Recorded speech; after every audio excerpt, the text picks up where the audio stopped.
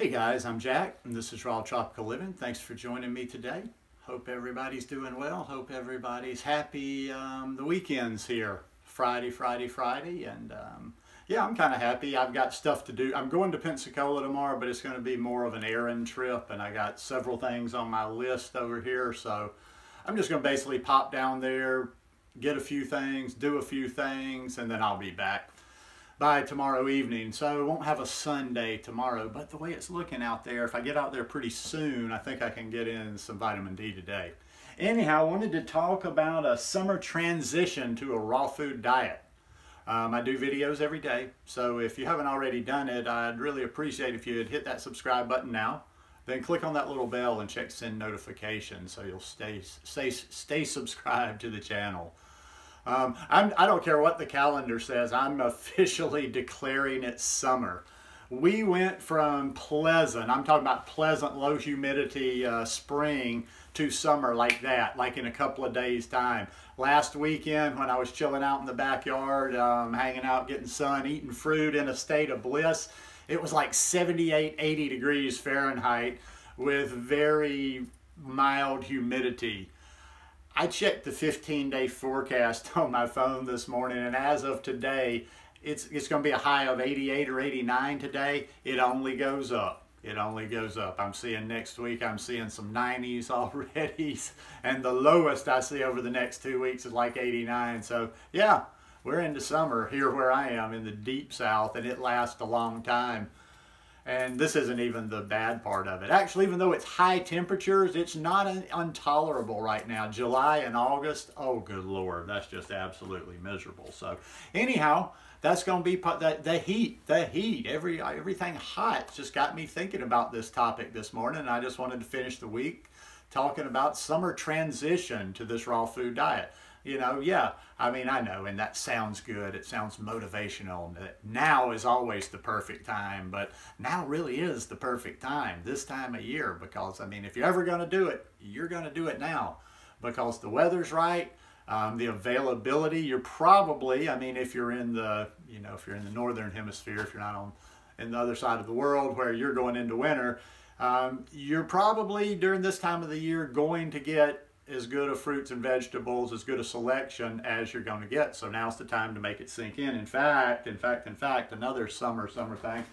I got my second watermelon of the season this morning. I was out and about, saw them.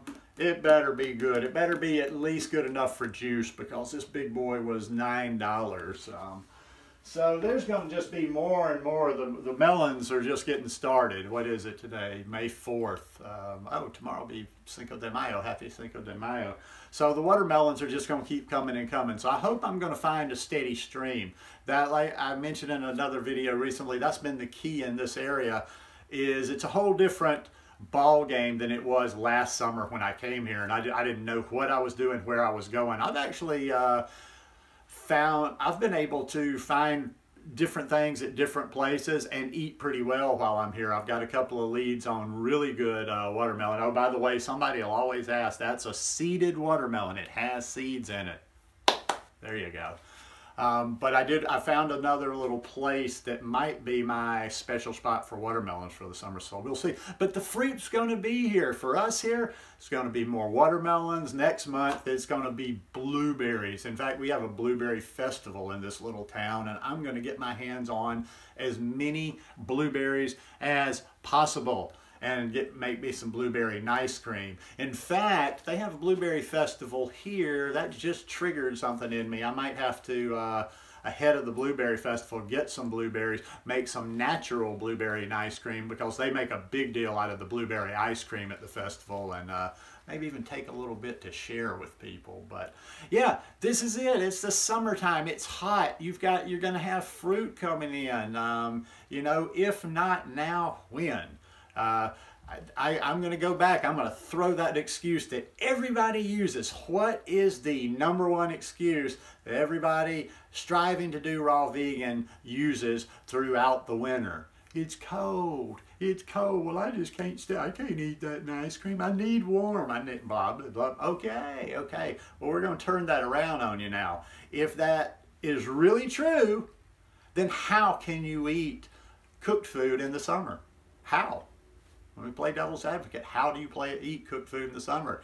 Many times I've mentioned this, repeated myself over and over. When I lived in Costa Rica, I lived in a little beach town.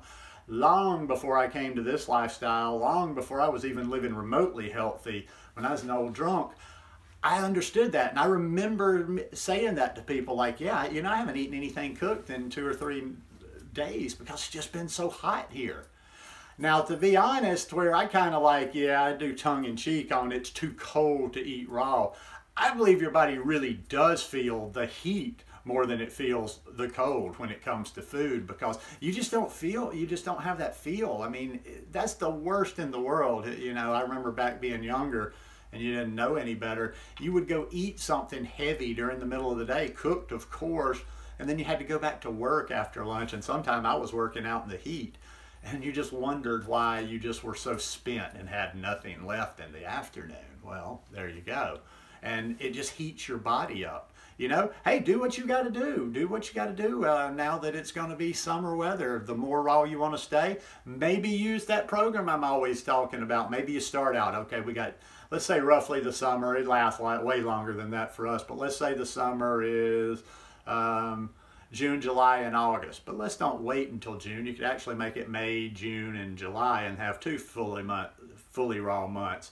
But how about first month of summer? You do fully raw 3 days a week. Second month of summer, you do fully raw 5 days a week. Third month of summer, do raw every day. Or just progress at your own pace. Or just eat more raw. Eat raw 1 more day each week. Whatever is progress for you. But you could, I mean, it could really be so easy for everybody that's doing vegan to be pretty much, or the closest you're ever going to get to fully raw in the summertime. Hey, some little tricks even. You know, be active. Be active. Feel the heat. Feel the heat. I noticed something, and she's older, and she sits in a certain area of the house where it was. I don't use as much air conditioning now that my mother is not in the house. I've kind of gone back old school like I am in Costa Rica. Do the same thing. Do the same thing. You don't have, you know, I think here in North America, people, everywhere I walk into in the late spring and the summer in North America, I'm cold. So people feel like they need to artificially cool their house to almost an unrealistic level. You can turn that down and still be comfortable.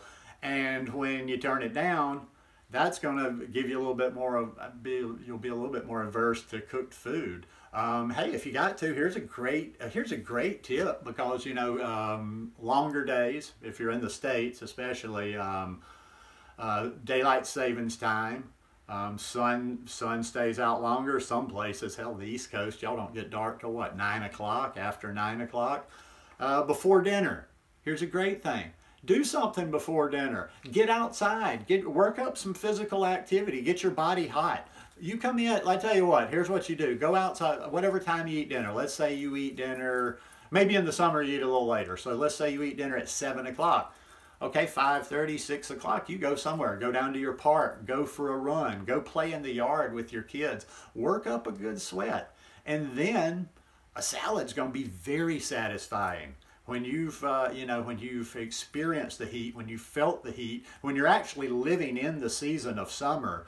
There were many times when I was just traveling back and forth here that I would come here and I would joke. People would be like, oh my God, wasn't it just crazy hot up there? I'm like, yeah, I don't really know though, because I'm going from a very cool atmosphere into my car, which I turn on the air conditioner and it's very cool in there. And as soon as I go from somewhere else, so the only summer I was actually experiencing for a long time was just walking to the car, from the car to the next building. So actually feel, you know, feel that heat. We did that in Costa Rica. I'm just starting to have those memories of how things are so much different in just the day-to-day way of life is, you know. I woke up into the heat there when I lived at the beach especially. So use that heat to your advantage, you know. Like I say, wintertime is too cold for raw food. So by that logic, I'll be the lawyer, then the summertime is too hot for cooked food. But yeah, just take advantage, and it's fun food. You can do all kind of things. The summer's a great time, even if your family's not all raw or not even all plant-based. This watermelon, get yourself some, you can order some popsicle molds off Amazon, anywhere online. Blend up, just like I make that watermelon juice, blend up some of that watermelon, pour it into popsicle molds. You got popsicles, kids love that. You can make some of these smoothies into popsicles. Cut up and keep. Another good summer trick, I remember this from an old video I did, probably maybe not even last year, maybe the year before going into summer. Cut up a big bowl of fruit. You know how your kids and everybody in the family is always hungry, they just reach into this refrigerator and grab whatever's handy? Well, make that fruit handy. Make it handy for yourself. Cut up a big bowl of fruit and just keep it. Keep these big fruit bowls in the fridge, you know, and you can scoop some out and eat it, but you've always got it there. Cold, cold, cold. The fruit tastes good cold. Do stuff with the fruit cold. Any tips, tricks, cold soups at night. But this is the time to do it. This is the time to do it. Anytime's the time to do it, yes. But, and also too, if you've never been fully raw, or if you've never been high raw before, this is the time to kind of make it settle. You know, this is the time to get solid in that. And then, and this will fall on deaf ears just like it did last year, then once we're over into, you know, it's the weather starts getting cooler in October or so, you're solid on raw. Now, when the winter rolls around, I don't know where you live. You may go back, you know, you may still eat cooked food. You may be kind of like me. You're never fanatic about being that 100% fully raw.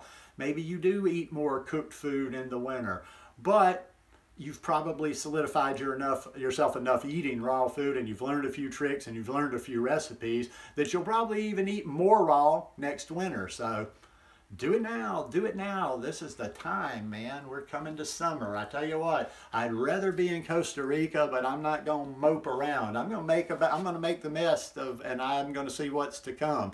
I'm going to talk about a little bit more about where Raw Tropical Living is going this summer after all this turmoil and stuff, but that's going to be on the blog. I'm going to get more into personal stuff on my own personal space. So if you haven't already on the blog, it's always down below, rawtropicalliving.com. I'd appreciate it if you come over and subscribe.